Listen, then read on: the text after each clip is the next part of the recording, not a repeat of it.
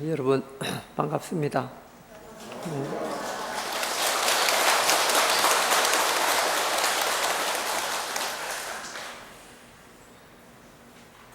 한 두 달 정도 이렇게 공백이 있어서 여러분 만나니까 너무 오랜만에 뵙는 것 같고, 그래서 만나는 기쁨도 두 배가 되는 것 같습니다. 그동안 정진 잘 하셔서리라 생각을 합니다. 이제 날씨가 하루가 다르게 더워지고 있습니다. 나라에서는 에너지 전략을 하자고 이제 강조도 하고, 그런데 날씨가 더워지는데 이 에너지 전략, 에어컨 안 틀고 지내려니까 좀 어렵죠. 그런데 제가 있는 그 송강사에는 두 가지가 없습니다. 전국 사찰에 다 있는 건데 송강사에만 없는 게 두 가지가 있습니다. 하나는 에어컨이 없습니다.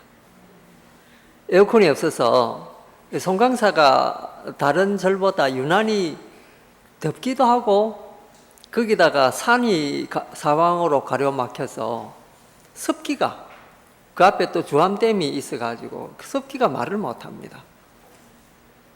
그래서 자고 일어나면은 이불이 천근이나 되는 것 같습니다. 습기를 머금어가지고.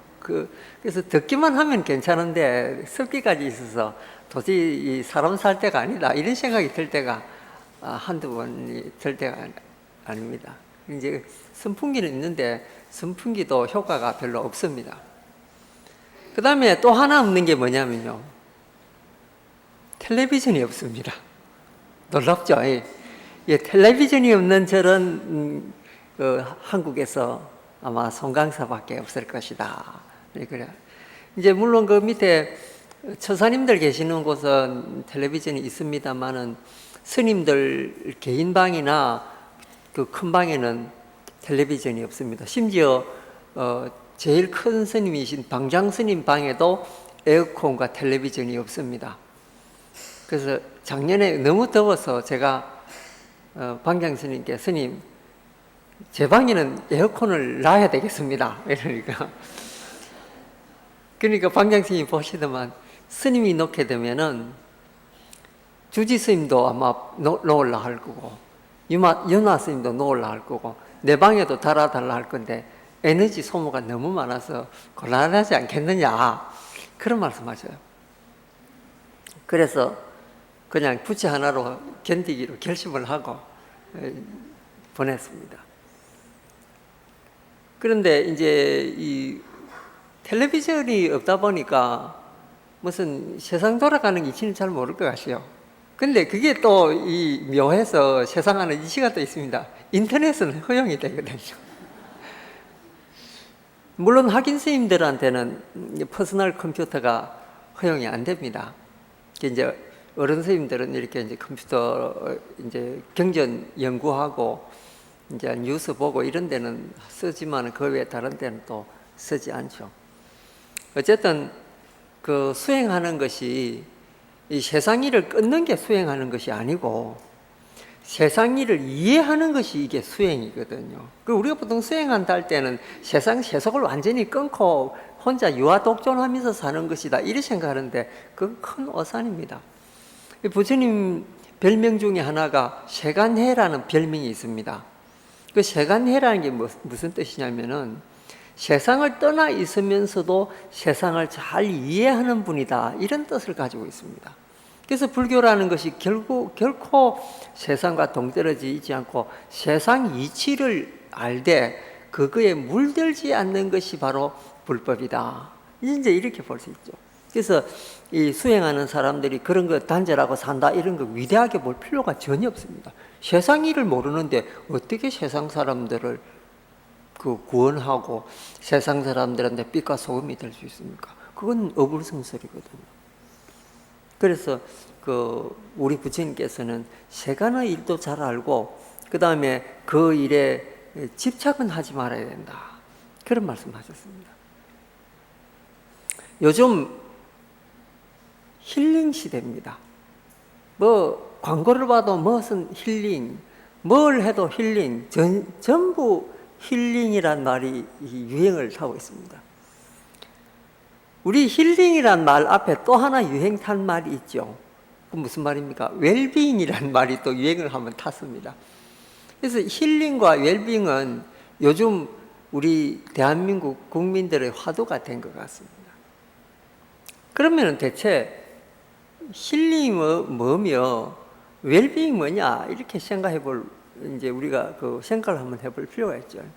요즘 혜민 스님이 그 힐링의 주자로 나서 가지고 전국 투어를 하는데 상당히 인기가 있습니다. 그 야구 선수 추신수라는 선수가 있습니다. 그 추신수라는 선수가 그런 인터뷰를 했더군요. 혜민 스님 목소리를 한번 들으니까 힐링이 되는 것 같더라. 저는 그 힐링이라는 이야기를 그렇게 해서 힐링이 된다. 그 힐링이 됩니다. 왜 그러냐면요. 그 요즘 왜 걸그룹이나 또는 아이돌 가수들 한번 나오면은 그 사람들이 난리지 않습니까? 근데 우리 이제 연세 드신 이 불자님들이나 다른 분들은 그 젊은 애들이 거의 다 벗고 왔다 갔다 하는데 저게 무슨 그 노래냐? 뭐 이런 말을 하시는 분이 있습니다. 그러면서 옛날에 좀 그 70, 80 세대의 그 가수들이 나오면 그래 노래는 저래야지 이런 거 나오죠. 그래 하죠. 근데 우리 요새 그 조영필 선생이 그 음악 하나 새로 낸 거 있죠. 그래가 또 전국 투어하는데 이제 이건 그 젊은 아이돌 그룹보다 더 인기가 있으니까 이거 어찌된 일이냐. 근데 그게 왜냐면요. 지금 연세 드신 그 45세 이상 된 분들 힐링이 바로 그 조영필 선생 같은 그 노래 들으면서 힐링이 되는 거죠. 우리하고 같은 세대에 공감되는 노래를 하니까 야 저건 내 이야기야. 가요를 들으면서 어쩌지 내 사연하고 똑같나. 뭐 노래 가사가 꼭 내 이야기하는 것 같아. 뭐 이런 거 느끼는 분들이 참 많이 있죠.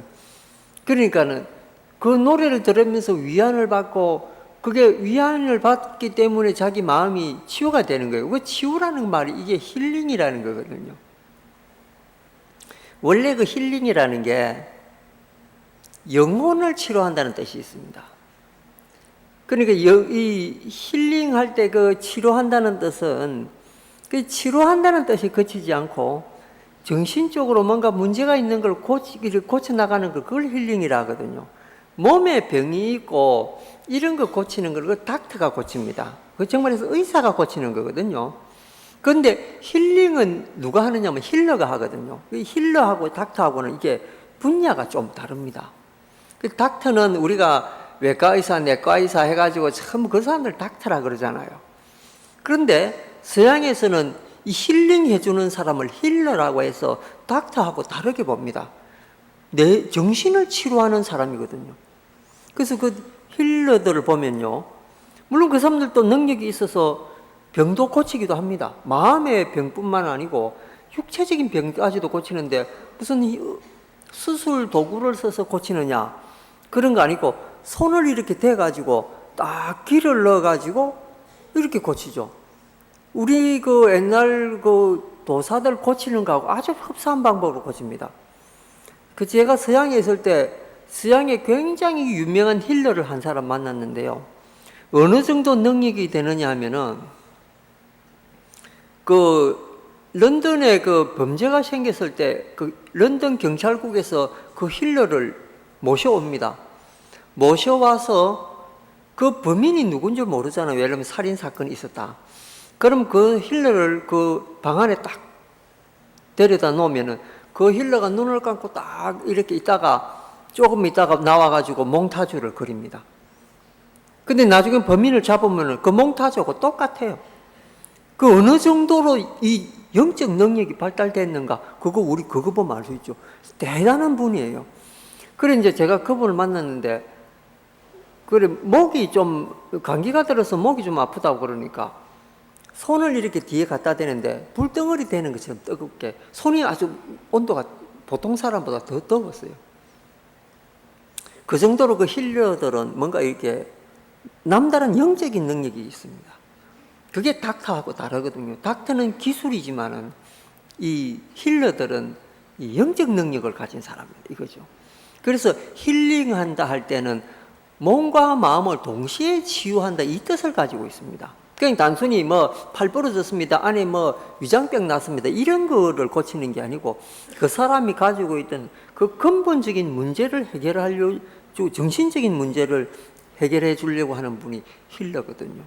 그러니까 이제 요즘 그 조계종에서 몇 분의 스님을 뽑아서 힐러로 해가 이제 투어하면서, 근데 그거 맞는 말이죠. 그 이야기를 들은 우리 이 신도님들이나 일반 시민들은 그 스님들 말씀을 통해서 그 마음속으로 힐링이 되니까, 그 치료가 되니까 그 힐러들이 맞는 거죠.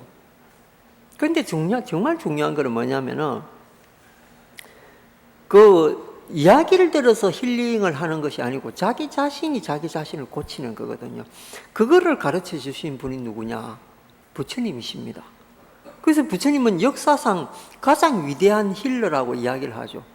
왜냐하면 우리 스스로 우리 병을 치료하는 방법을 가르쳐 주셨기 때문에, 그래서 그분은 위대한 힐러다. 그러니까 우리는 아프면은 누구를 달려가서 치료를 받아야 되는데, 그럼 부처님께서 돌아가시고 그런 힐러들이 없으면은 누구한테 치료받느냐는 거죠. 그걸 부처님께서는 이래서 안 되고 중생들이 자가 치료하는 것을 가르쳐 줘야 되겠다, 이렇게 해서 나온 게 그게 84,000 대법문 아닙니까? 그래서 84,000 대장경 안에는 우리의 마음 종종의 방편으로 모두 치유하는 방법을 다 가르쳐 놨거든요. 근데 보통 이제 마음을 치료할 때는 마음에 대한 이야기를 잘 해야 된다. 그런데 불교만큼 마음을 잘 이해하고 연구 잘 해놓고 잘 써놓은 그런 종교는 이 세상에 없습니다. 그래서 특히 그 유식학이라고 하는 그거에 보면 그 마음을 전부 분석을 해가지고 풀이를 해놓은 게 그게 유식학이거든요. 그래서 나중에는 그 서양의 유명한 심리학자들이나 이런 학자들도 전부 불교 영향을 받아가지고 그런 이제 그 책을 써내고 지금도 불교를 토대로 해서 그 연구를 하고 있죠. 그 유명한 뇌과학자들 있지 않습니까? 이 문제는 이제 마음도 마음이지만은 이 우리 몸을 지배하는 것이 이제 가장 중점적이 되는 게 뇌인데, 이 뇌를 20세기에 들어와서 특히나 중요하게 생각하면서 이제 뇌과학이라는 게 이게 요즘 발달해가 있습니다. 그 뇌과학자들을 달라이 라마 스님이 1년에 한 번씩 초청을 해서 대담을 하는데, 달라이 라마 스님을 말씀을 들은 그 학자들이 깜짝 놀랐습니다. 어떻게 불교에 이렇게 현대과학이 풀 수도 없는 그런 내용을 다 이해하고 있냐. 그 부처님 2500년 전에 다 풀이해놓은 건데 우리 범부중생들 눈이 어두워가지고 그걸 제대로 못 본 거죠. 그게 이제 그 대장경 안에 내용이 들었는데, 그 중에 우리 마음을 치유하는 가장 중요한 경전이 뭐냐? 우리가 지금 하고 있는 이 유마경이라는 거죠. 그래서 이 유마경만 제대로 우리가 독송하고 풀이하고 느껴도 저절로 힐링하는 그런 효과가 있고 힐링하는 방법을 알게 된다, 이게죠. 그럼 힐링이라는 게 치료하다라는 뜻인데, 그럼 우리 그전에 했던 웰빙이라는 게 뭐냐? 웰빙은 잘 살자, 이런 뜻이죠. 잘, 이런 말이죠. 우리가 식당 앞에 가면 웰컴 써놨죠. 외국인들이 와도 웰컴 투 코리아 뭐 이러게 하고, 웰컴이라는 게 그때 쓰던 게 웰자잖아요. 웰이라는 게 잘, 이런 뜻이거든요. 비잉이라는 게 뭐냐면 존재하다, 이 뜻이거든요. 그래서 잘 살자, 잘 존재하자, 잘 머물자, 이런 뜻이잖아요. 우리가 사바세계 사는 동안에 잘 머물러 보자, 잘 살아보자, 이거죠. 그러니까 웰빙이라는 게 결국 한국말로 하면 잘 살자, 이건데,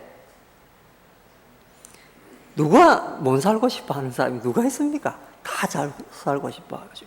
그러니까 한때 우리가 나온 말이 뭡니까? 부자 되세요. 이거 텔레비전에 틀기만 하면 이걸로 인사하고, 또 그 유행어 가사처럼 그 누구나 다 이야기했던 게 그 부자 됩시다 이거였거든요. 근데 정작 부자가 어떻게 되는가는 이야기도 하지도 않고 부자 되자고 하니까 돈만 많이 벌면은 부자냐? 부자라고 그러면 행복하겠느냐? 안 그렇습니다. 우리가 부자는 될 수 있어도 행복하게 되기는 어렵습니다. 그렇다고 해서 가난한 사람이 불행하냐? 그런 것도 아닙니다. 세계 조사에 보면은 방글라데시 같은 못 사는 나라가 행복의 척도는 미국보다 더 높지 않습니까? 그런 거 보면은 반드시 부자만이 행복한 것은 아니구나 이걸 느낄 수 있습니다. 그런데 여러분 부자도 되고 행복하면 더 좋잖아요. 근데 부자 되는 거는 한계가 있죠. 예를 들면은 월급이 내가 200만 원인데 월급이 300만 원 올라가려면은 이거 아마 굉장히 오랜 시간 동안 노력해야 그 300만 원, 100만 원 올리는데도 그만큼 어렵습니다. 그럼 어느 세월에 월급 받는 사람들이 부자 됩니까? 기업하는 사람들이나 다른 거 일거에 돈을 많이 벌 수 있는 투기하는 이런 분들은 모르겠지만은 이 성실하게 꼼빡꼼빡 사는 공무원들이나 이 일반 서민들은 부자 되기 어렵거든요. 그런데 우리가 생각에 착각이 있어서 부자하고 가난한 사람을 구분을 못한 거죠, 지금까지. 그러니까 그 사람이 몇십억이 있다더라 이러면 그 부자구나. 그 사람 전세집에 산다더라, 달세방에 산다더라, 그럼 가난하다. 이걸로 전부 그 부자하고 가난한 사람을 나눠버렸죠. 근데 진짜 부자는 뭔 줄 아십니까? 주는 사람이 진짜 부자입니다. 왜냐하면 가난한 사람은 줄 수가 없거든요. 그래서 주는 사람이 부자인데 우리는 아무리 부자더라도 주는 거에 인색합니다. 그런 사람은 진짜 불행한 느낌이 들죠. 저렇게 돈이 많으면서 발발 떨고 남한테 베풀 줄도 모르고 물 한 그릇 갈라물 줄도 모르고 그 사람이야말로 가난한 사람이죠. 비록 하루하루 먹고 살아도 그 돈으로 가난한 학생들한테 공짜 관권 사줄 수 있는 그런 여유가 되는 사람, 그 사람이야말로 부자라는 거죠. 그래서 주는 사람이 부자지 돈이 많다고 해서 부자는 아니다. 그럼 오늘부터 이 부자의 개념을 바꿔야 됩니다. 어떻게 바꾸느냐? 주는 사람이 부자다. 보시할 줄 아는 사람이 부자다. 이걸로 바꿔야 이게 자기가 행복으로 나아가는 이 방향이 딱 설정이 됩니다. 그리고 남들과 평가를 할 때도 저 사람 부자구나, 저 사람 가난하구나 이런 평가를 돈으로 하는 것이 아니고 저 사람이 남한테 줄 수 있는 아량이 있느냐 없느냐 이걸로 그 척도를 삼아야 됩니다. 그걸 우리는 뭐라고 부릅니까? 심량이라고 부르거든요. 마음 심자에다가 헤아릴 양자, 마음이 얼마나 넉넉하냐, 그 심량이 얼마나 되느냐 이거에 따라서 그 사람이 부자고 가난하고 이렇게 해야죠. 그러니까 빌 게이츠가 늘 자기 행복하다고 이야기하거든요. 근데 왜 빌 게이츠가 행복하다고 이야기합니까? 그 사람요, 버리는 것도 많이 버리지만은 이 쓰는 거, 남을 위해서 쓰는 것도 굉장히 많이 씁니다. 그러니까 그 사람이 주는데 인색하지 않기 때문에 부자기도 하지만은 행복한 사람이라고 생각하는 거죠. 그런데 우리나라 재벌들 중에서 나는 행복합니다 이렇게 말한 분들을 좀 못 들었습니다. 다 보면은 다 이상한 아일랜드가 어디인가 돈 다 숨겨놓고 자기는 여우밖에 없는 것처럼 하고 있다. 또 권리 들어가가지고 또 경찰이 오라면 왔다 갔다 해서 불행한 사람들이거든요. 있으면 뭡니까? 줄 줄 모르고 숨기는데. 근데 그 사람들 또 죽을 때 다 못 가져가요. 분쟁을 하는 거죠. 그러니까 이런 걸 보면은 그 사람 살아있을 때도 불행하고 죽고 난 때 자식들한테도 불행을 남기는 거죠. 차라리 주는 거를 잘 가르쳐가지고 이곳한테 베푸는 방법을 잘 가르치면 자녀들이 보고 자라다가 우리 아버지가 재벌이라도 저렇게 보시를 많이 행했구나. 그럼 그 아버지에 대한 그 흠모의증이 더하고 아버지가 너무 위대한 인물로 보일 거 아니겠습니까? 이게 진짜 살아있는 그 가르침이고 그게 정말로 행복을 자녀들한테 주는 방법이거든요. 그러니까 우리는 너무나 물질주의에 매여가지고 어떤 그런 걸로만 계산해가지고 이제 부자, 가난한 사람 나누어 왔습니다. 그럼 오늘부터 이제 그런 생각을 버려야 되죠. 그 다음에 불행의 이유 중에 하나가 늘 제가 말씀드리지만 하나 뭡니까? 비교하는 마음. 저 사람은 뭘 가지고 있는데 난 뭘 안 가지고 있다. 저 사람은 이번에 최신 냉장고를 들렀는데 우리 집은 뭐 10년 된 냉장고를 쓰고 있다. 불행하다. 이거 남하고 비교하면서 자기가 불행하다 하시는데 왜 비교를 합니까? 비교할 필요 없습니다. 그리고 이제 한 번은 제가 뭘 이렇게 그 차를 타고 왔다가 어떤 분이 그런 이야기 했습니다. 저기 있는 저 빌딩은 제 친구 누구 건데 그 친구가 돈이 얼마나 되고 또 그 사업이 지금 너무 잘 돼가지고 얼마고 그걸 자랑스럽게 생각한다. 그리고 이제 그분은 이야기만 하면은 그 돈 많이 가진 자기 친구 이야기밖에 안 해요. 그래서 제가 한 번은 이제 듣다가 그런 이야기 했어요. 서사님은 재산을 얼마나 가지고 계십니까? 저는 집 한 채밖에 없습니다. 근데 그 친구, 지금까지 뭐 우리가 대답만 하면은 그 친구 빌딩 가지고 있는 이야기를 했는데 그 빌딩에서 나온 돈 좀 받습니까? 안 받습니다. 그럼 왜 자꾸 그 친구 이야기 합니까? 그 처사님 집에, 우리 집에는 이렇게 화목하고 내가 요새 이런 공부를 하고 이런 데 요새 관심을 가지고 내 인생이 이렇게 변화하고 있다. 이런 이야기를 하는 게 더 좋지 않겠느냐고. 그리고 그 친구, 아무리 그 친구 이야기 해봐도 그 친구 빌딩이 내게 안 되고 그 친구가 그 빌딩에서 나온 이익을 내한테 주지도 않는데 그게 무슨 소용이냐고. 아무 소용이 없는 겁니다. 그리고 내가 누구란다 그건 무슨 소용이냐고. 그거는 만약에 마음으로 그런 친구가 좋아서 받아들이고 또 그 친구와 같이 이렇게 지내면서 마음속 위안을 받고 그럼 그 좋은 일이지. 그러나 우리는 그런 거하고 전혀 관계없는 고관대작이 된 친구들, 내 친구 누구는 판사고 내 친구 누구는 의사고 이런 이야기를 주라면서 자기를 호가호위라고 하는 거거든요. 호가호위가 뭔지 아시죠?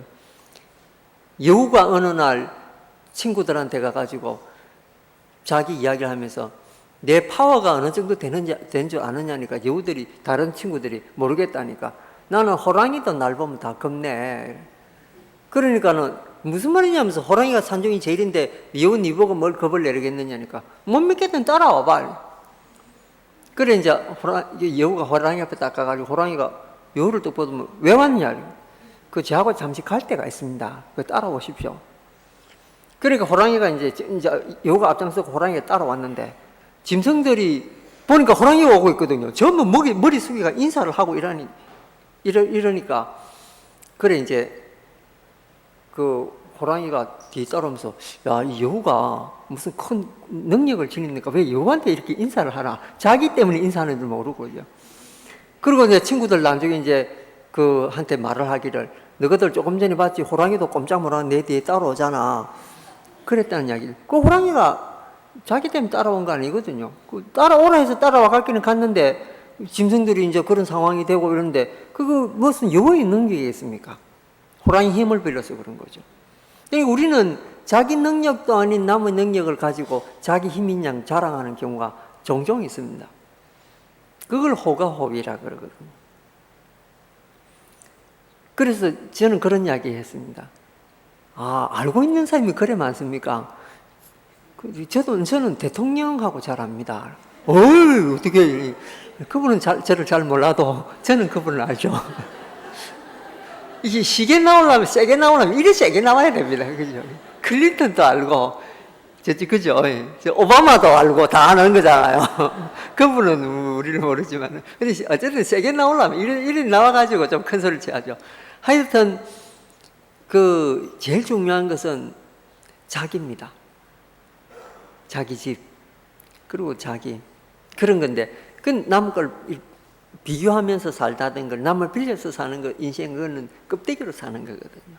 내실있게 사는 것이 정말 중요한 거죠.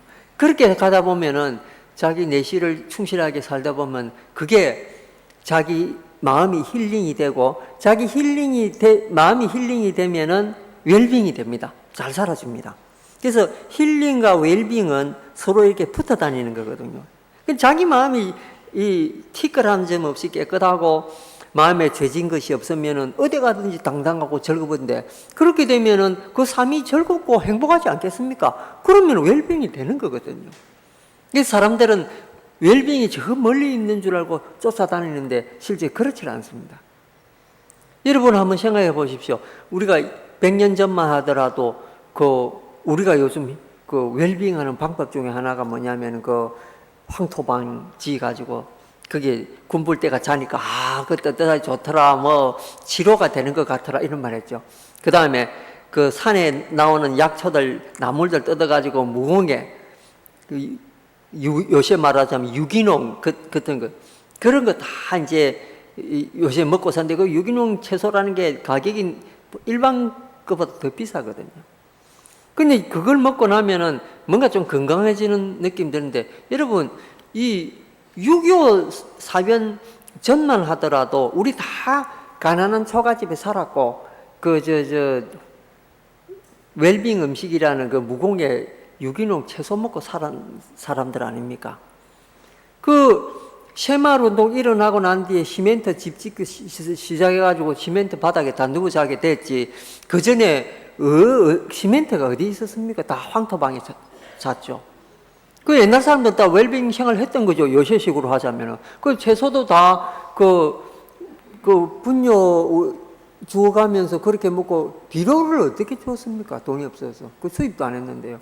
우리는 그런 유기농 먹고 살았는데, 그런데 그때 사람들 다 명했거든요. 그런 황토방에 자고, 유기농 음식 먹고 이렇게 살면서도 40만 되면은 노인 소리 들었습니다. 60대인 사람 많이 없었고 70대면 고래희, 옛날부터 살아있는 사람 드물다 이런 뜻으로 고래희란 말 썼잖아요. 그런데 그렇게 웰빙 생활을 했는데도 왜 빨리 죽었느냐는 거죠. 이게 우리가 지금 웰빙 하는 걸 착각하고 있다는 거죠. 우리가 지금 먹는 음식 먹는다고 해서 빨리 죽고 그렇습니까? 우리 지금 아지노모노 토성이를 먹고 있잖아요. 그런데도 100살까지 산다고 요즘 그런 이야기 하고 있지 않습니까? 이 문제는 뭐냐면은 마음을 어떻게 쓰느냐, 이런 게 문제였죠. 옛날에는 사실은 병이 나면 약이 없어가지고 빨리 죽었던 거죠. 병도 지금처럼 많았습니다, 사실은. 그런데 왜 그 병이 없는 것처럼 보였느냐? 병에 대해서 확실하게 알 수가 없었기 때문에 무슨 병인지 모르고 죽은 거예요. 그리고 지금 요즘 기상 이변 때문에 여서 사람이 죽고, 저 나라에서 뭐가 나고 쓰나미가 나가 죽고, 요새는 기상 이변 때문에 사람이 많이 죽는구나, 그렇게 생각하죠. 아닙니다. 과거에도 천재지변 때문에 엄청나게 죽었는데, 뉴스가 지금처럼 멀리서 이렇게 하루아침에 도달하고 이런 게 없었기 때문에, 외국 뉴스가 있었습니까? 외국 뉴스 없었습니다. 미국이나 캐나다 같이 먼 나라 뉴스를 우리가 어떻게 알 수가 있었겠습니까? 100년 전에 몰랐습니다. 그러니까 세계 기상이변이 이렇게 일어난 줄 모르거든요. 그런데 일본 사람이 그린 호쿠사이라고 하는 화가가 그림 보면은 쓰나미 오는 그림이 몇백 년 전에 그린 그림이 있습니다. 몇백 년 전에도 일본은 쓰나미가 1년에 몇 번씩 있었습니다. 태풍이. 큰 태풍이요. 가미가제 같은 게, 그게 유명한 태풍 아닙니까? 그게 1년에 몇 번씩 있었는데도 지금처럼 유서화 안 됐기 때문에 그런 게 없었는가 생각을 하는 거죠. 그러니까 옛날이나 지금이나 조건은 똑같다는 거죠. 단지 지금 사람들이 연구 더해가 발전했기 때문에 우리가 무슨 병이 더 있고, 또 세계 어떤 지상의 이변이 있다는, 이걸 더 빨리 알기 때문에 이 세상은 더 복잡하고 고통스럽다, 이렇게 생각할 뿐이죠. 과거와 지금과 전혀 변한 게 없습니다. 알고 보면. 이게 이제 우리가 과학 때문에 밝혀지고, 과학 때문에 얻어진 하나의 정보가 많다, 이것이 별다른 건 아닙니다. 그래서 제일 중요한 건 뭐냐? 우리 스스로 우리가 마음 치료하는 게, 그게 가장 중요하다, 이걸 이야기하잖아요. 그러니까 부처님 말씀에 마음을 찾는 것이 무엇보다도 중요하다. 마음 찾고 나면 어떻게 됩니까? 자기 속에 있는 이 온갖 번뇌망상이 치료가 되고 그 치료가 됨으로 해서 웰빙의 세계, 잘 사는 그런 삶으로 나아갈 수가 있다. 이거잖아요. 이 해답은 부처님 말씀 속에 모두 다 들어있습니다. 자, 그동안 이제 못했던 그 유마경을 잠깐 이제 하겠습니다. 이 페이지가 45페이지 같습니다.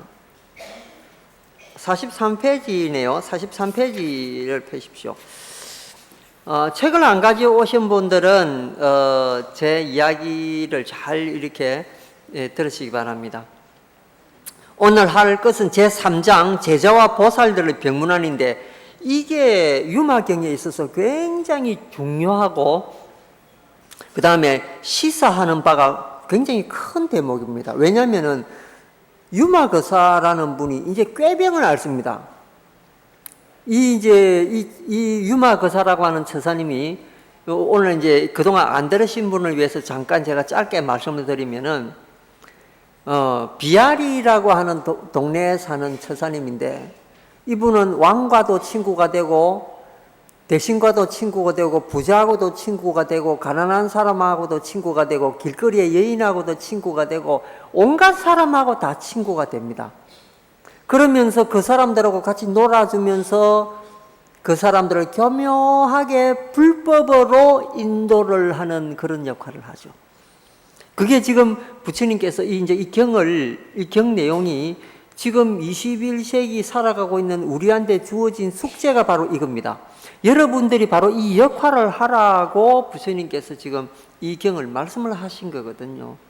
그래서 우리 처사님들이 그냥 또 우리 보살님들이 절에 와서 그냥 나는 불교 신자다, 나는 불자다 이러면서 절에 뭐 절 108배 경전 좀 듣고 이 기도하고 가는 것이 중요한 것이 아니고 여러분들이 밖에 나가서 여러분들이 이웃 친지 친구들하고 섞이면서 어떻게 그 사람들을 편안하게 만들어주고 불법 속에 끌어들여가지고 문자 그대로 웰빙의 삶을 살게 할 수 있느냐라는 내용을 지금 가지고 시작을 하는 거거든요. 그런데 그 방법이 이제 처음에 그렇게 하다가 아픕니다. 내가 병이 났다 이러고 소문을 냅니다. 소문을 내놓으니까 이제 여러 사방에서 그렇게 좋은 분이 병이 났다고 하니까 온갖 사람, 나라 사람들이 다 병문안을 갑니다. 그런데 부처님께서 병문안을 안 오신 거예요.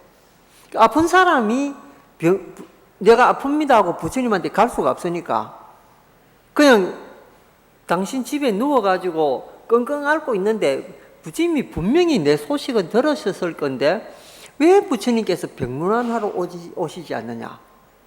이제 이렇게 지금 말하는 것부터 지금 시작을 하고 있거든요. 이것도 이 유마거사의 교묘한 방편이라고 이 경전에는 설명하고 있습니다. 본인은 전혀 아픈 데가 없는데 세상에는 모든 사람들이 어딘가 모르게 다 아프기 때문에 그래서 나도 아프다. 이제 이렇게 자신의 아픈 것을 남의 것을 가져와 가지고 내가 아프다는 거죠. 그 아까 말한 그 힐러라는 분 있잖아요. 그 힐러는 어떤 사람을 한 사람 치료하고 난 뒤에 한 3일씩 쉬어야 됩니다. 왜 그러냐면요. 그 사람을 이렇게 보면은 어디 아픈가 딱 나옵니다. 예를 들면 장이 아프잖아요. 그러면 그 사람을 눕혀놓고 장을 치료를 하는데 혼신을 힘을 다해서 치료를 하고 나중에 그 병이 굉장히 깊은 사람 같으면 그 사람의 이 장이 아파요. 그 힐러의 장이 아픕니다. 그래서 그 사람 대신 아파가지고 며칠간 아파하죠. 그러면 그 상대는 낫고 이 힐러는 며칠간 아프다가 또 이제 자기도 낫습니다. 이렇게 그 남의 아픈 것을 대신 아파줌으로 해서 그 사람이 치유가 되는 이런 방법이죠. 지금 유마거사가 가지고 있는 그 일체 중생이 모두 병을 다 가지고 있습니다. 육체의 병이 없는 사람은 정신의 병이 있고 정신의 병도 깊은 사람이 있고 얕은 사람이 있는데 그 사람들 다 치료해 주기 위해서 유마거사가 지금 아픈 채 하는 거죠.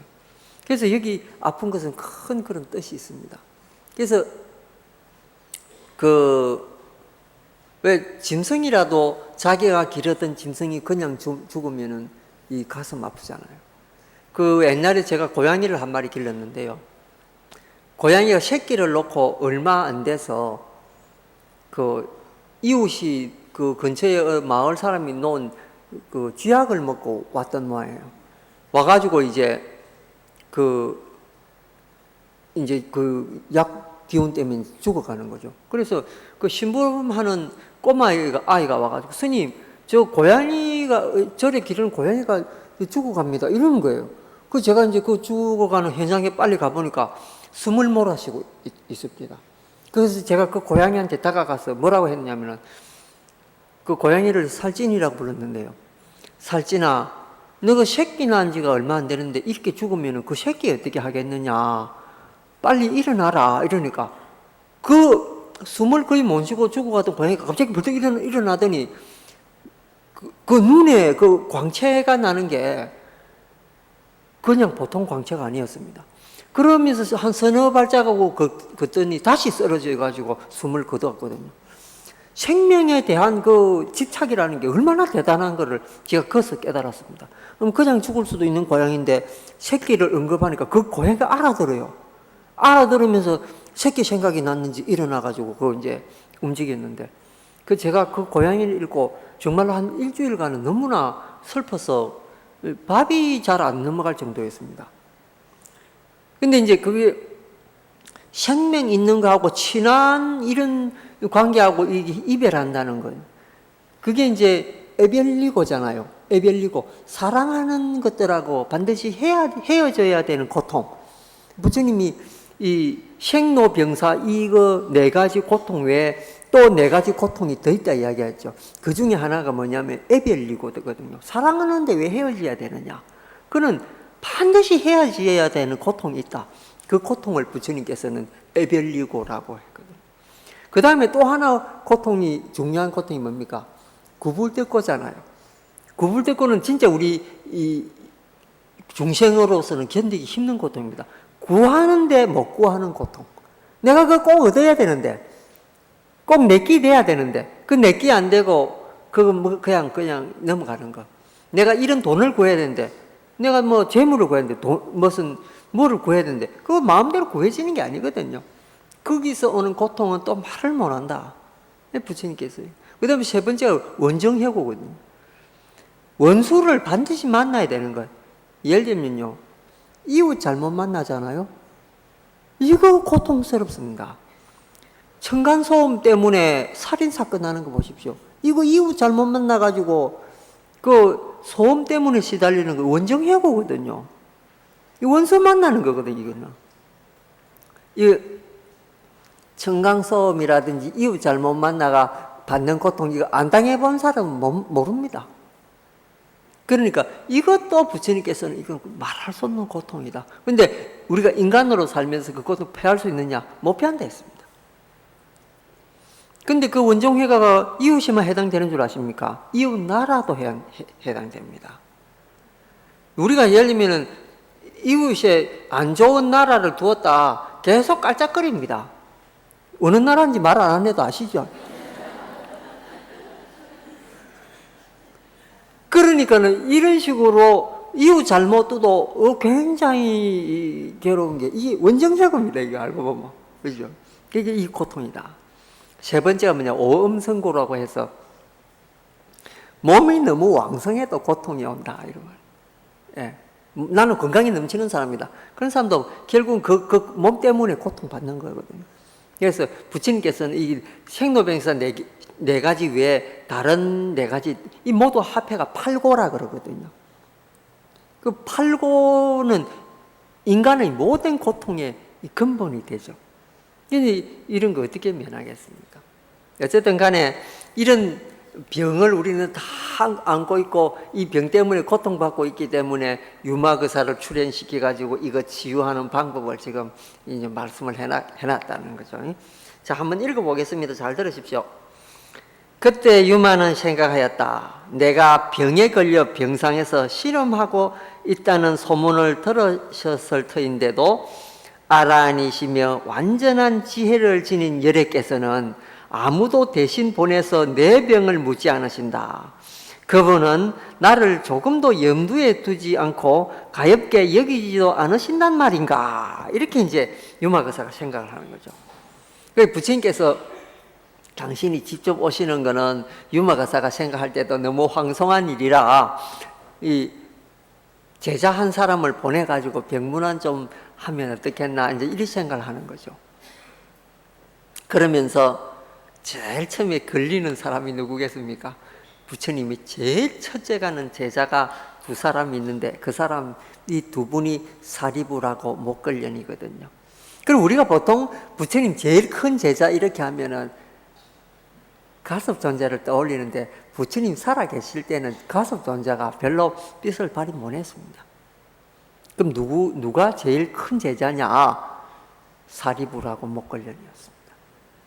그래서 부처님께서 처음 성도하시고 난 뒤에 그 사리부라고 목걸련이 멀리서 오는 걸 보고 이제 사리불이 먼저 그 부처님 제자가 됐죠. 사리불은 원래 산자야라고 하는 사람의 제자였습니다. 이 산자야라는 사람은 이 불가지론자로 유명한 사람인데요. 불가지론자라는 세상 일에 자기가 뭐든지 알 수 없다 이렇게 이제 이야기하는 그런 그거거든요. 그리고 그 당시 인도는 이 사상의 르네상스라고 이야기할 정도로 엄청나게 많은 이 학자들이 있고 또 이제 이런 거 저런 거를 주장하는 그런 사람들이 많이 있었습니다. 그거를 우리는 이제 육사외도 대표적인 거를 우리 육사외도라 그러고 여러분 육사외도 많이 들어봤죠? 육사외도는 대표적인 인물들이고 그 외에 62년이라 이래가지고 그 정도로 62, 두 개나 많은 파들이 있을 만큼 그 굉장한 논란이 분분한 사람들이 많았습니다. 근데 그 중에서 이제 산자야는 굉장히 많은 제자를 거느린 대학자였거든요. 그리고 이제 그 사리부라고 목걸련 둘이가 아주 어릴 때부터 친구인데 산자야 밑에 공부하면서 그런 말을 했습니다. 자기네들이 만족하지 않았는 거죠. 누구든지 우리를 만족시키는 사람만 있으면 우리는 그 사람 제자가 되자 이러고 있는데 어느 날 사리불이 밖에 나갔는데 어느 스님이 하나 걸어가는데 이 스님 걸음걸이가 너무 점잖고 정말로 그 우아하게 우아한 모습으로 탁발을 하는데 대체 저분 스승이 누굴까? 저분 스승이 누군데 저렇게 훌륭한 모습을 하고 그렇게 있나? 이러고 이제 가까이 다가갔습니다. 그런데 다가가려 하니까 아직까지 탁발이 끝나지 않았으니까 저분 탁발이 끝나면은 내가 저분한테 스승에 대해서 물어보리라 생각하고 기다렸는데 그래 이제 이분이 탁발을 다 마치고 돌아서는데 가서 스님 당신은 어떻게 이렇게 거룩하십니까? 당신의 스승은 누구십니까? 무엇을 배우십니까? 그러니까 이 사람이 나는 아사치라고 하는 사람인데 우리 스승님은 그 서가모니 부처님이십니다. 그래 나는 지금 스님된 지가 몇 해 안 돼가지고 스승님의 바다와 같은 지혜를 알 수가 없어서 다 말씀은 못 드립니다. 그래서 조금이라도 좋으니까 당신이 할 수 있는 이야기만 좀 해봐라. 그러니까 이제 아사치가 부처님 말씀을 인과에 대한 이야기를 해요. 우리 세존 스승은 모든 것은 그 인연법에서 나온다고 말씀하십니다. 그 이야기 딱 듣고 그 자리에서 바로 법안정을 얻었다. 이게 법안정이 뭡니까? 지혜의 눈을 떴다. 그 말 한마디. 이건 자기가 지금까지 어느 훌륭한 스승이라 하더라도 이런 말씀을 들어본 일은 없다. 이 부처님은 바로 세상의 눈이고 세상의 태안이다. 내가 이분한테 가서 제자 돼야 되겠다. 그렇게 생각하고 이제 빨리 이 사실을 내 친구 목걸련한테 알려줘야 되겠다. 그걸 쫓아갑니다. 목걸련 멀리서 사리불 존자가 오는 걸 보고 보시오.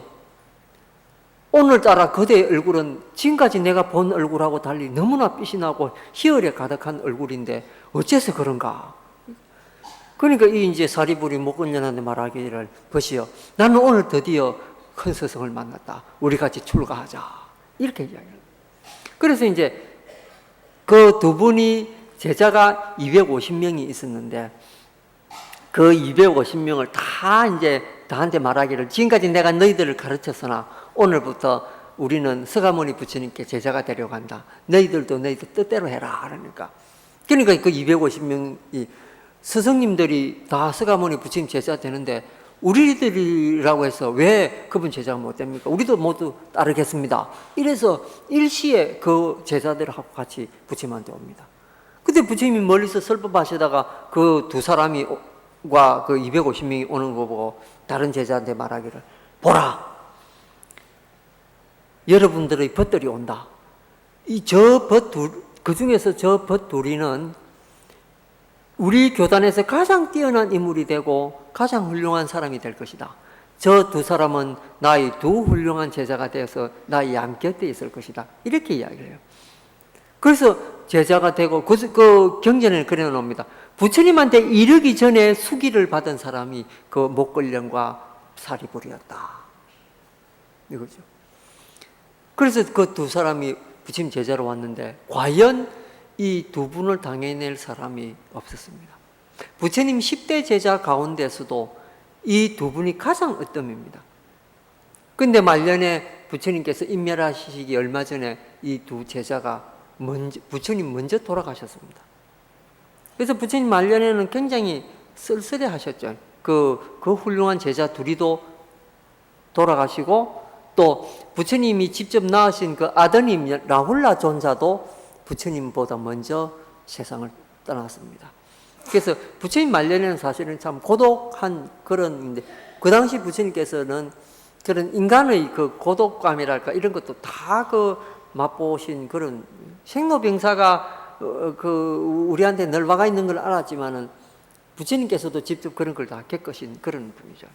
거기에 나오는 여기 이제 처음 부처님께서 누구한테 먼저 보내는 게 적합하겠냐? 먼저 그리 지칭하신 분이 바로 이 사리불 존자라는.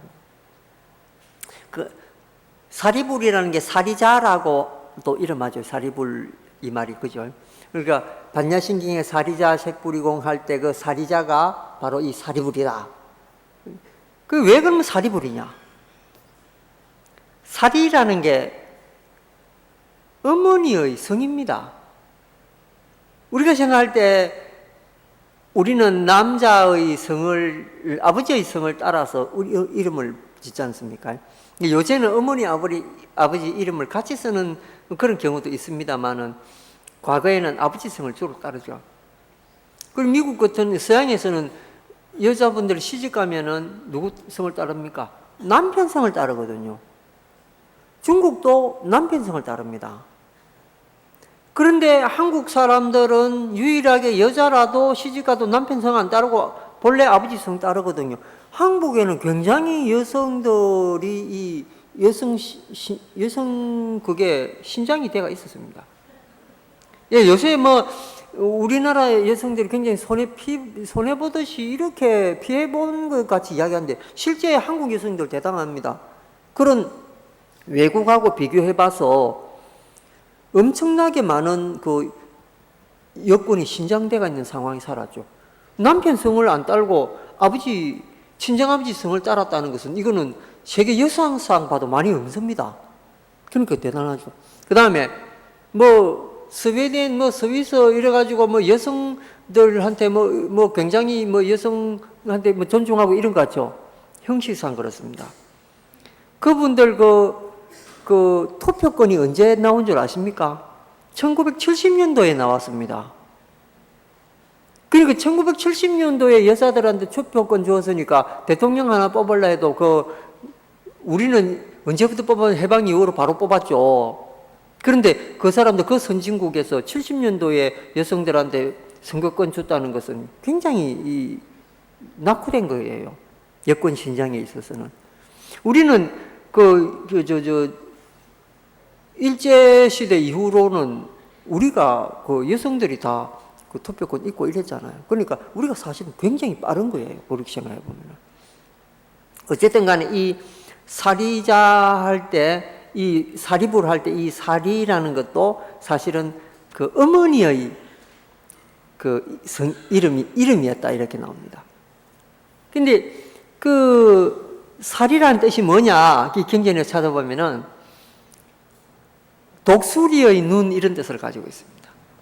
근데 어머니가 원래 굉장히 똑똑했던 분입니다. 변제도 뛰어나고 말솜씨도 있고 이 눈치도 빠르고 이런 분인데 사리부를 베고 난 뒤에는 그 사리부를 잉태하고 난 뒤에는 그 능력이 몇 배로 증가가 됐답니다. 그래서 굉장히 그 지혜로워가지고 누구하고 논쟁을 해도 그 논쟁에서 한 번도 진 일이 없대요. 여자지만은 대단하다고 그 동네에서도 칭찬을 받고 학자들도 그 존중을 하고 이랬을 정도였죠. 그래서 이제 낳았는데 그 애가 그 5살, 6살부터 이 변론에 뛰어나가지고 그 사람을 당한 사람이 없는 거죠. 그래서 이름을 사리의 아들이다. 그 똑똑하게 말 잘하는 여자의 아들이라는 뜻으로 사리자라는 이름을 얻었죠. 그 불자라는 말이, 사리볼 할 때 불자라는 말이 바로 아들 자자로 대형으로 쓰는 거거든요. 그래서 사리자라는 말도 쓰고 사리불이라는 말도 쓰고 그렇습니다. 그래서 이렇게 해가지고 사리자가 이제 그 어릴 때부터 벌써 똑똑해가지고 그 연세 많은 그런 인도에서 현자라는 분들, 그 당대 뛰어나다는 학자라는 사람들하고 같이 5살 먹는 애가 대론해가지고 전부 다 논파해가 깨버리고 그 사람들 꼼짝 못하게 해버리고 이런 정도로 지혜가 이제 뛰어난 거죠. 그런 지혜 있는 사람이 이 부처님 제자가 됐으니까 이거 얼마나 대단했겠습니까? 그럼 이제 이 제자 보고 부처님께서 네가 병원을 한번 가봐라. 이렇게 이야기 지금 하는 단계죠. 근데 이 사리불 존재가 뭐라고 이야기하냐? 부처님 저는 못 갑니다. 왜 못 가느냐? 그 이야기를 지금 밝히고 이제 한번 읽어보겠습니다.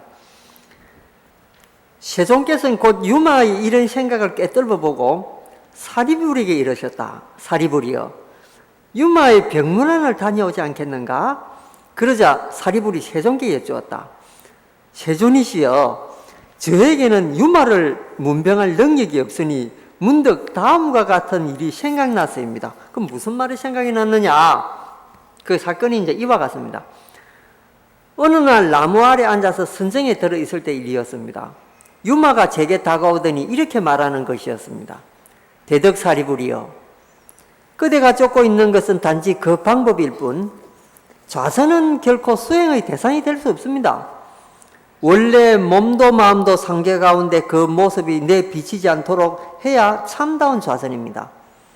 멸진정에 들어있는 그대로 행주자화를 내보이는 그런 좌선을 행하소서. 이미 획득한 성자로서의 위의를 잊지 않으면서 평범한 사람들의 성품마저 지니는 그런 좌선을 행하소서. 그대의 마음이 안도 아니고 바깥 사물에도 향하지 않도록 좌선을 행하소서. 그릇된 견해까지도 무시하지 않고 37조도품 위의 모습을 나타내는 그런 좌선을 행하소서. 윤회를 부르는 번뇌마저 끊지 않고 그대로 열반에 드는 그런 좌선을 행하소서. 대덕사리불이여, 누구인가 이미 그러한 좌선을 행하고 있다면 세존께서는 반드시 그를 진정한 좌선인이라고 부를 것입니다. 세존이시여, 당시 저는 그가 설하는 이 같은 진리를 듣고 이런 방구도 대꾸할 수가 없었습니다. 그러기에 저는 저 고매하신 유마의 문병은 엄두조차 낼 수 없는 것입니다. 이거 참 기가 막힌 이야기입니다. 여기서 기가 막힌 이야기는 뭐냐면요, 뛰어났다고 해서 뛰어난 모습을 보이지 말라는 거죠. 그대로 바깥 사람의 모습을 가지고 있으면서 또 번뇌를 가지고 있으면서도 열반에 들 수 있는 그런 능력을 가져라. 그러니까 이거 얼마나 대단한 겁니까? 우리는 뭐 하면은 표가 나야 됩니다. 어떤 스님 그런 말 하죠. 나는 죽어서도 좌선하는 앉아있는 수자로 태어나리라. 그런 스님들한테는 이 글자를 들려줘야 됩니다. 폼으로, 모습으로 좌선하는 게 아니라고 이야기하죠. 행주자화에 좌선의 의미가 들어있어야 된다. 이거 지금 이야기를 하죠. 그러니까 지금 이거 한국 불교에 시사하는 바가 너무나 큽니다.